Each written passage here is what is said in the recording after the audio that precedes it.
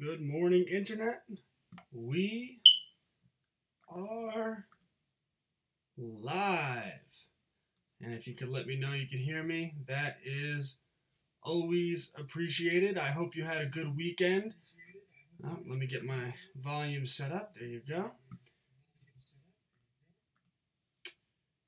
I know that I certainly did. I was very excited. As I told you on Friday, I had my whiteboard coming, and it has since arrived. So without further ado, I'd like to get into the topic of today's video as I pivot more and more to assisting people in what I believe to be the proper strategy to, or strategies to educating young children and turning them into confident young adults, because in the end, that is our goal as parents, to raise independent and strong young adults who can take care of themselves in their lives, and they don't have to rely on anyone else. So this is actually the breakdown of the first article that I had written on steaming. Just give me 1 second here. Okay. So as parents, we know that no matter what, there's no protecting them from it. There are certain things that our children are going to face in life.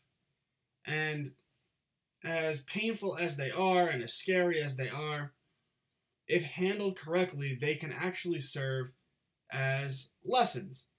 They can teach children not just about the situation they face, but about many situations in life, and they could actually help prepare a child. So the question is, how as parents do we prepare our children for the situations that we know, no matter what, are going to come up? And when we prepare them, do we keep in mind that the overall objective is for our children to become strong and independent? Because we as parents, as much as we'd like to be, are not always going to be there when these situations arise. And as our children get older and become young adults, similar situations in different formats will show up, and we have to make sure, the primary goal is to always make sure, is what I'm doing going to make sure that my child is able to take care of themselves, be independent, and be strong when they are adults, when they are 18 years old and they leave the bird nest. So we look to the whiteboard, and in the top corner, what I have are certainties. Things your child will face in life no matter what. Bullying, intimidation, fear, and authority. My little boy's 13 months old, and he's afraid of a little, I don't know why, but he's afraid of a little chip holder, and when you open it, it makes a loud moo sound. Ever since he heard it, he's not been okay with it. And I told him Daddy's afraid of things too, and that's okay. And in life, what we have to do is accept that we're afraid, but then face those fears. Now, he's 13 months. He's too young to understand that concept, but the overall messaging is strong. Because in life, we are going to face bullying. Now, that could be on a schoolyard. That can be when you're 20 years old and your child's at a bar with their friends and a bunch of drunk hooligans come up to them and try to intimidate them and pressure them, and there's no doubt they'll be afraid. That can be, and in a bad situation, mind you, that can be from authority. We will uncertainly be bullied by authority in our lives. Many of us have worked for corporations. We've had bosses that are themselves bullying, that are themselves bullies. We've dealt with in the school system. Your child goes to college. There are college professors that are bullies, that if your child has a certain perspective, a certain point of view, they will be bullied, socially ostracized in their classroom. If they put down their perspective on their papers, they will be marked down for having the wrong thoughts, thought crime. So there is bullying all throughout our lives, and it is unavoidable. So as parents, we want to do the best job possible to make sure that our children are best prepared to handle themselves. Again, always keeping in mind that our objective is for our children to grow strong and independent. So with that said, knowing that in life we will face bullying, intimidation, fear, and authority, how do we best prepare our children to handle that so that they can be strong and independent? And that's when I take you to the fork in the road scenarios. And this is something I'm going to be preaching a lot of on my primary YouTube channel, Classical Learner. So please follow that, as well as on this channel while I'm still posting here. So this is our fork in the road scenario. We come down, and on the one hand, we have the solutions offered by greater society and primarily the school system. And I cannot stress enough, as I will say every time I bring up the word school, please do not conflate schooling with the word education. I just finished reading Weapons of Mass Instruction by the late, great John Taylor Gatto, and he made it very clear in that book that school and education are two different things, and I will continue to break down why that is. So, nationwide, whether it's the federal government, whether it's local governments, you see this on commercials all the time. We see tons of anti-bullying initiatives, and they're well-intentioned. And there's a ton of people and resources that get put into these initiatives. They have their commercials. Bullying is wrong. They send their representatives to schools to speak with young children, and the young children take vows to never bully, and better yet, they take vows to stand up to bullies if they're bullying someone else, which is something that I think is good and really appreciate. You should teach children to stand up to a bully if someone else is being bullied. But what about when you're being bullied? Because in spite of all of these utopian initiatives, we know without a shadow of a doubt that bullying, intimidation, fear, and authority will always be there. They will always be something that young children, young adults, and full-grown adults have to face. And if you don't believe me, just look at the suicide rates, because a study found that from the year 1999 to 2016, suicide rates went up in 49 of 50 states, with the lone outlier being Nevada. So people are killing themselves at an alarming rate. Now, undoubtedly, there are more reasons for that than just bullying, but it is a good metrics that people are facing problems, and rather than deal with them, they are checking out in the worst way possible, and God bless them, God bless their souls. And then you look at the suicide rates among school children, where bullying is more likely a direct factor, and you see that the suicide rates have also gone up amongst school children over that same period of time, and they've gotten almost astronomical for young teenage girls, where it's 14, 15%. So it's really something that is a major problem. And one of the reasons for that is bullying is more troublesome than it's ever been before, because children can't escape it, right? So children go home, and they used to have an outlet. They could go home, they could hang out with their siblings, they could hang out with their family, they could spend their time in solitude, they could run around outside. But now what they do is they do what you're doing right now, and do make sure you do social media detoxes, because this stuff is toxic to the mind. At least people like you are using it to your advantage to try to educate yourself and to make the world a better place. That's how I try to use it. But people go home, and children go home, and they face internet bullying. So you get home and you go on the computer, and the same little dweebs that were pushing you around on the playground, well, now they're pushing you around at home. And because of this, you see the teen suicide rates go through the roof. In fact, 2.4, I believe, of every 100 high school students in America, when surveyed, reported that they attempted suicide at least one time during their 4 years in high school. I want you to think about that. So in spite of all of these bullying initiatives, what we're seeing in our society is people who are having a hard time dealing with the bullying. So I want to get into the reason for that, because right now in the school systems, if you're being bullied, if your child's on the playground, they're facing violence, they're facing even verbal bullying, they are told what? That they need to go through bureaucracy. That they need to go to their teacher and say, hey, this is happening. And then if the bullying persists, which it almost certainly will, the teacher goes to a school counselor, and maybe the bullies and the victim, and I do stress the word victim because that's what they're being made into, go to a school psychologist, and it goes to the principal, and they bring the parents in.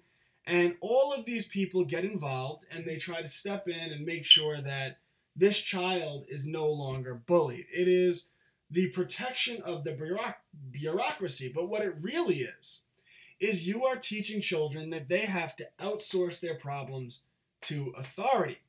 What you're really teaching a child is that when they are being bullied, that it is not their responsibility to make sure it stops. That they should look to bureaucracy, they should look to authority to handle their problems. Now, bureaucracy, authority won't always be in place, but let's assume that it always was, and that this is a good method. What is actually happening when your child's being bullied and they go up the line and they go to authority? So they tell the teacher, that goes to the school psychologist, and all the adults come in, the parents come in, and they speak to the bullies, and they say, stop bullying. Well, as we know from our suicide rates above, what happens is it doesn't work. And instead, the bullying goes up even more, because now the child that was being bullied is not just weak, but they're a weak rat, right? Now the bullies really have it out to get them. So the bullying continues in spite of the school bureaucracy stepping in. And there's a reason for this, and a reason we all know, and we've always known our entire lives. That the best way to stop a bully is to show them that you're not going to take it, right? It's the same thing why shootings happen in gun-free zones. Yeah, I know. My smoke detector, I have to change it. I got to run to CVS and get the proper battery. So, anyway, it's the same reason why there's shootings in gun-free zones. Because the bullies know that there's no one there to shoot back. Anywhere that there's guns present, I mean, you don't get a lot of shootings because the shooter knows they'll quickly be taken out. Well, it's the same concept with bullying. You go up to bureaucracy, and all the bully sees is, hey, how's it going? All the bully sees through the bureaucracy is that the bullied, the victim, won't step up and attempt to protect themselves. So the bullying continues. It continues on the internet. The kids go home. They can't get away from it. And before you know it, you see this 15% suicide mark that we see in high school students. 2.4 out of every 100 high school students admit to having attempted suicide. This is a big problem. So what the school system is offering, the bureaucracy, is failing. It's not working because it's teaching children to outsource their problems. And when you outsource your problems with authority, with intimidation, with bullying, it only perpetuates it. It does not reduce it. So in a way, the school system, by discouraging students from defending themselves against a bully, are actually the greatest enablers of bullies, because the bullied student, if they do step up and attempt to defend themselves, they get in just as much trouble as the bullied. So the school system is incentivizing people to outsource their problems to authority rather than handle their problems themselves. And because of this, the school system is the greatest enabler of bullies. Now, we'll get to the lifelong results of this at the end of this presentation. Let's go to scenario 2. Your child comes home. Mom, Dad, I'm on the playground, and a couple of kids, they just keep pushing me, smacking me in the face, calling me names. You say, okay, well, what are you going to do about it? Say, I don't know, I'm going to tell the teacher. You say, you can tell the teacher, but then you're just going to be labeled as the tattletale. And do you think that's going to solve your problems? And go through it with them and let them know that it is their responsibility to solve their problems. And you could talk to them about life and tell them that in life you'll always have to deal with bullies, whether it's on the schoolyard, whether it's in a college classroom, whether it's at your job, wherever it might be, whether you're attempting to give a speech and Antifa shows up and tries to beat you up. But in life, you will always have to deal with bullies. And there are different ways, and at certain times, there are different levels as to what's appropriate to deal with it. But the only way to stop a bully is to show them you're not weak and to deal with it yourself. Now, on a schoolyard, the way you deal with that, very different than how you deal with it in the real world, but in a schoolyard, the way you deal with a bully, because that's a different culture, is you have to face your problems. You have to get in there, and you have to, if they initiate violence against you, you don't have to initiate violence, but if they smack you, you have to show them why that's a mistake. So you have to face your problem, and if they hit you, you punch them in the face. Oh my God, how can you tell a child that? This is knowledge that was known for hundreds and thousands of years until our modern society came in and said, no, you use a bureaucracy to deal with bullying. And because of that, you see many weak people. You tell your child that if you're getting beat up on the playground, you have to solve your problems. But here's the problem with that. Bullying comes with intimidation and fear. And rightfully so. It can be very scary, especially if the bully's bigger than you, especially if there are multiple bullies. Rightfully so. Well, as I told you at the beginning of this, as I told my 13-month-old, there are many things that I've been afraid of in my life, and it's completely okay to be afraid. In fact, it's natural to be afraid. But it's also important that you show courage and bravery. And even though you're afraid and you could acknowledge that sometimes in life, you have to step up and put your fear to the side and overcome it. We're talking life lessons that will empower your child through life. But, so you tell your child that they have to face their fear and you have to stop the bullying yourself. That a bully does not want to bully someone that's willing to defend themselves. That's the nature of bullies. They're actually the weak ones.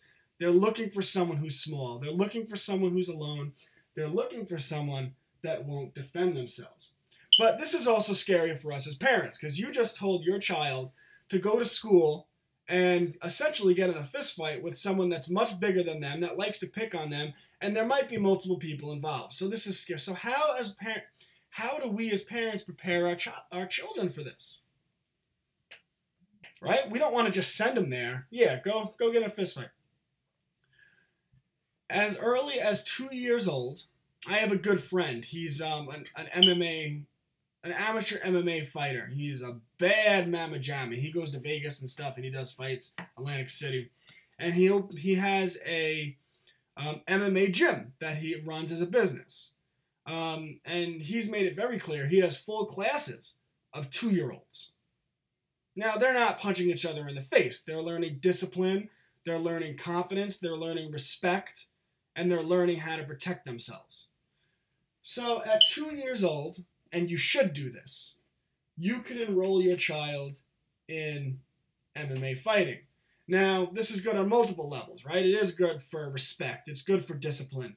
It is good for confidence. It is good for socialization. For someone like me that is homeschooling their child, it is my responsibility to make sure that my child is in as many social situations as possible.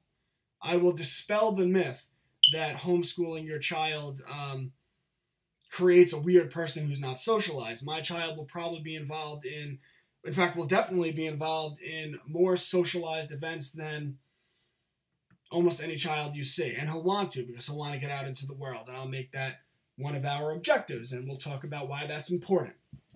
So there are many things, but you enroll your child in MMA fighting when they're 2 years old. Again, not to be punched in the face, that's not what's happening. When they are 4 or 5 years old, they could be enrolled in karate, and they should be, because they should understand their ability to strike. MMA is defensive fighting. It's using leverage. You enroll them in karate, they understand their ability to strike. By 2nd or 3rd grade, they could be enrolled in wrestling, as I did when I was a kid, which is why I was never afraid of anybody. Because my father, this is where I get this from, my father was a United States Marine, as was his father before him. And make no mistake, when I faced trouble as a kid, when I faced bullying, my father looked me in the eyes and he said, "You want it to stop? Go deal with it." I said, "But Dad, I'll get in trouble in school." He said, "Only worry about me, all right? If the school says you're in trouble, I'll take you to get ice cream." That's all I had to hear, and I always dealt with my bullies, and sure enough, it wasn't something I had to deal with much, because the thing is, once the other bullies see you clock the other one in the chin, they don't want to mess with you anymore. I wasn't even big. I was a tiny kid. They don't care. They're all weak wimps. So you prepare your child, and you help them deal with the intimidation and fear of bullying by making sure that they have the confidence and the know-how, the skill set, to protect themselves. And then once they know MMA fighting and karate and wrestling, let me break it to you. They won't ever have to use it, because the bullies don't want to mess with them. And if they do, just as great. But let's compare the results, because this is the important part. Because with every decision we make as parents, and this is what I stress, this is what I'm trying to preach. You can disagree with me, you could draw a different conclusion, but it's the thinking process. With every decision we make as parents, we have to keep in mind that our objectives are to raise strong, independent young adults who don't have to rely on anyone else. That's the objective. Scenario 1, you outsource your problems. Your child goes to the school. They say, "Hey, I'm getting bullied." The teachers come in, the school psychologists come in, the parents come in, and all that happens is, it could work, but in many scenarios, and most likely what happens, is your child gets labeled as a tattletale, they get labeled as weak, and the bullying goes on. And even if those bullies stop, so what? The next bullies step up, and they're unable to deal with their problems. And eventually, the internet bullies come on, and they can't get away from it. And this is why we see these escalating suicide rates among young children. It's the very systems set up to stop bullying are actually the primary enablers of bullying, because they reject the nature of bullies, which is bullies don't want to step up and bully someone that's willing to protect themselves. But then we get to the bigger life problems, that your child has been taught to outsource their problems to authority. There is a lesson in that. That when your child has problems in life, they will go to someone else and say, "Can you solve my problems?" And more often than not, someone else is not going to solve their problems. Now, our child that at a young age we taught to defend themselves. Oh, by the way, it's not just fighting, by the way. Your child should be enrolled in team sports. They need competition. They need, especially a young boy, but it's important for young girls too. They need to learn what their physical limitations are. They need to learn how to bang against other young children, young boys, in a competitive, controlled way, so that they learn their strength, that they're comfortable in that scenario. They should be enrolled in soccer. They should be enrolled in baseball and lacrosse. I don't recommend football. The objective is for them to understand competition and to be physically tough and be able to protect themselves. The objective is not for them to have lifelong brain damage. My recommendation on football is, if they want to play, you tell them they can, but not until they get to the high school age. And then at one point, you have to, as a parent, let a child make their own decisions. And you could talk to them about the pros and cons of that. But before their brains, at least high school, develop, I think it's crazy to enroll them in football. But so you take your child that you taught to defend themselves, and they defend themselves against the bully. Maybe they get a black eye. Keep in mind, your child's you gave them confidence. They know how to defend themselves. So more likely, they'll handle themselves pretty well, and the bullying will stop. They'll garner respect from the other children. This is especially how male hierarchies work. We might want to deny it, but it's the truth. They get respect from the other children. They stop the bullying. They show other potential bullies, even if they lose the fight, that, hey, you might want to bully someone a little weaker because this guy's going to come at you. But it also teaches them to handle their own problems in life. So it prepares them to deal with fear and intimidation. So when they're in that college classroom and the teacher has an opinion different from theirs, they'll have the confidence, and I always had the confidence to do this. It's how I became the person I am, because my father. They'll have the confidence to confront that college professor and say, no, you know what? I think you're wrong, and I don't care about your ideology, and this is why you're wrong. Or when they're working for that corporation and their boss is being a bully or whatever it might be, they'll have the authority to say, you know what? No, I'm going to stand up for myself. Or they'll have the confidence to go into their boss and say, you know what? I'm doing this, this, and this, and I deserve a raise. So the lessons you're teaching between outsourcing problems and handling your own problems are more valuable than even the immediate benefits of dealing with the bully in the short term. So if our objective is to raise strong young children, strong, independent adults, I can't stress that enough, with everything we do in our child's lives, independent children. We want them to grow up and be able to take care of themselves and not rely on anyone else. We need to teach them. There's my little guy, I guess, scratching on the door. I was like, what is that? I'll be right there, Brady.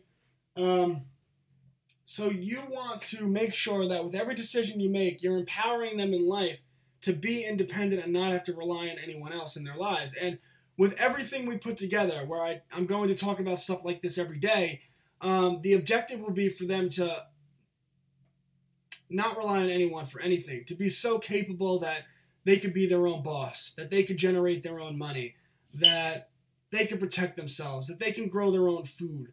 Now, they don't have to do any of that. They can do whatever they want. But as parents, we want to make sure that they have the skill set to do whatever they want.